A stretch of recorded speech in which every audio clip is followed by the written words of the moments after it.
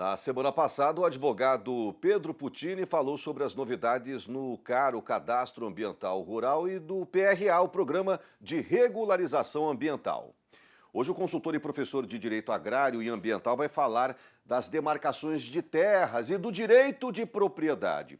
Em Mato Grosso do Sul, mais de 100 fazendas estão invadidas nesse exato momento. Mas o julgamento recente de um processo pela Justiça Federal pode endireitar o debate jurídico em questão.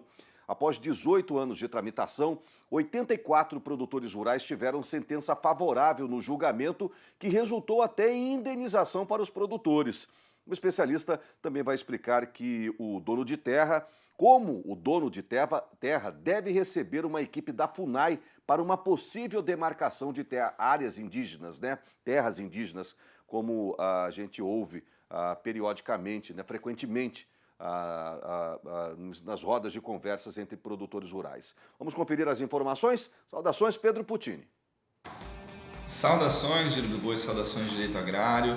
E pois vamos comentar aqui uma notícia, de certa forma, importante para o produtor rural, importante para a legislação, para o direito agrário, para a segurança jurídica, que depois de 18 anos tramitando na Justiça Federal um determinado processo do estado de Mato Grosso do Sul, 84 produtores rurais então tiveram um julgamento favorável aos seus direitos de propriedade sobre as suas fazendas, que foram invadidas no sul do estado do Mato Grosso do Sul.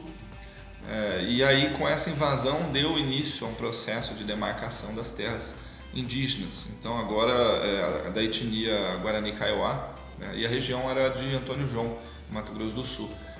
Então, estamos hoje, aqui pelo menos no Mato Grosso do Sul, estamos hoje entre 130 e 150 propriedades rurais invadidas.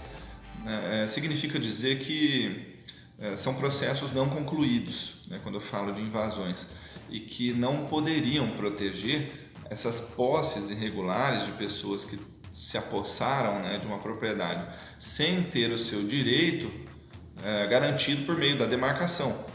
Então, por isso que essa questão da sentença é importante, porque ela mostra que esses processos precisam ser analisados, porque enquanto não concluídos os processos de demarcação, as terras têm dono. Algumas questões ainda precisam ser esclarecidas para melhor compreensão sobre esse tema, Então vamos lá, aí que entra hoje o nosso tema aqui do direito agrário. Mas quais são essas terras indígenas? Não há que se confundir os 3 tipos de terras indígenas que traz a legislação. E a legislação, no caso, é o Estatuto do Índio.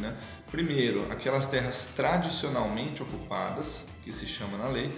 Segundo, as áreas reservadas, ou seja, reserva indígena. E terceiro, as terras de domínio das comunidades indígenas, que, em outras palavras, aquelas que os indígenas adquiriram por qualquer outro meio, fizeram uma aquisição de uma propriedade. Nós vamos focar naquela primeira modalidade, que é o caso desses 84 produtores. Essas terras chamadas de tradicionalmente ocupadas são as mais polemizadas, e diante dessa discussão temporal da ocupação. Ou seja, tradicionalmente demanda que elas já estavam ocupadas no momento em que surgiu alguma data. E qual é essa data? A data da Constituição Federal. Então, segundo a nossa Constituição, compete à União demarcar estas terras tradicionalmente ocupadas. E como que demarca essas terras? A União precisa seguir um determinado processo, precisa seguir uma determinada lógica. E esse processo todo ele está em um decreto federal, que é de 1996, o decreto 1775. Ele define esses critérios de demarcação.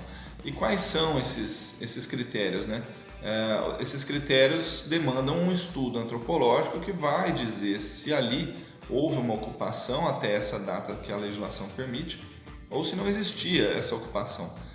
O fato é que a nossa Constituição Federal ela determina que ninguém pode ser privado dos seus bens sem o devido processo legal. E é disso que nós estamos falando, do devido processo legal. Precisa obedecer um rito, obedecer uma legislação que vai demarcar. Esse decreto 1775 que nós falamos é uma informação que está acessível a todos e ele determina que estas áreas que são tradicionalmente ocupadas sejam demarcadas.